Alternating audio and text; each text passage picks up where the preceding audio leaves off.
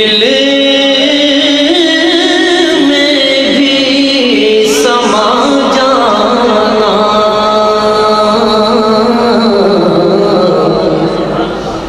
اے عشق نبی میرے دل میں بھی سما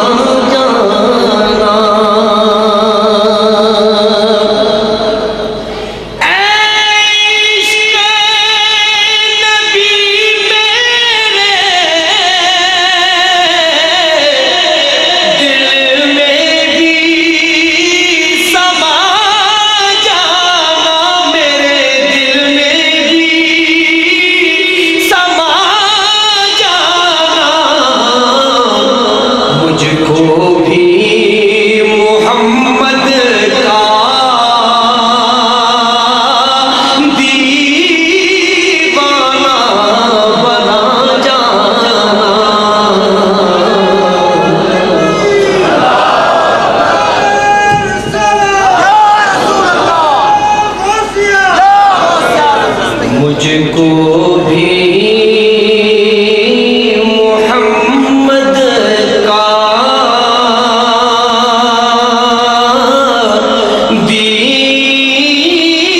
دیوانہ بنا جانا،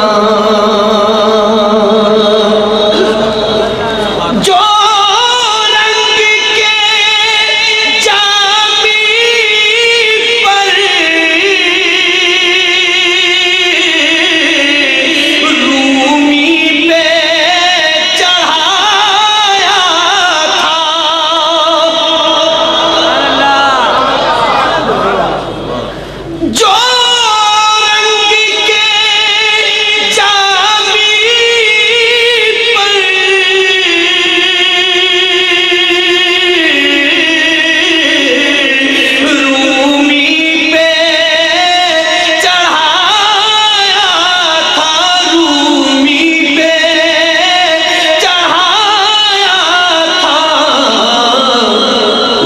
رنگ کی کچھ رنگت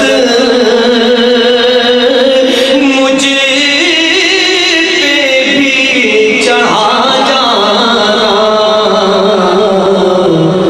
اس رنگ کی کچھ رنگت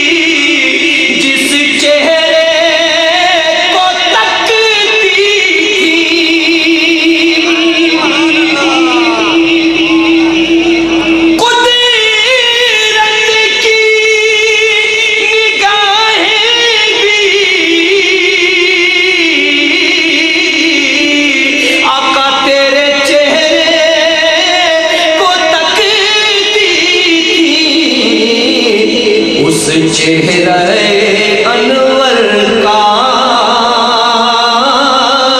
دیدار کرا جانا،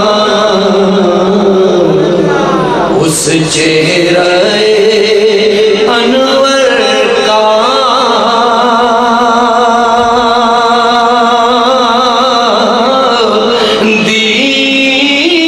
دیدار کرا جانا۔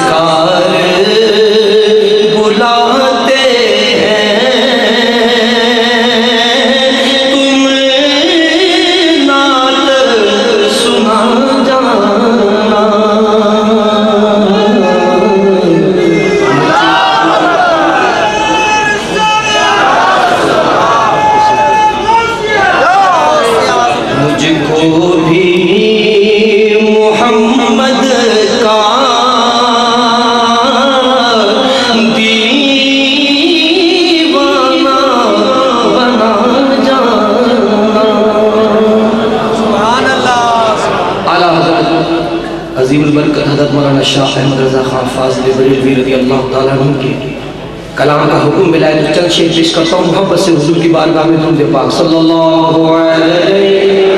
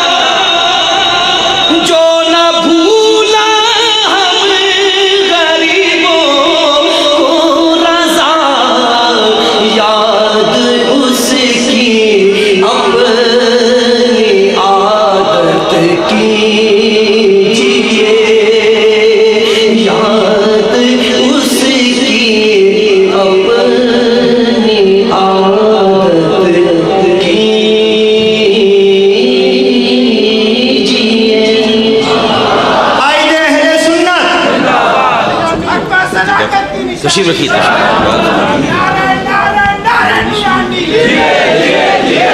تشریف رکھیے. جزاک اللہ. شکریہ.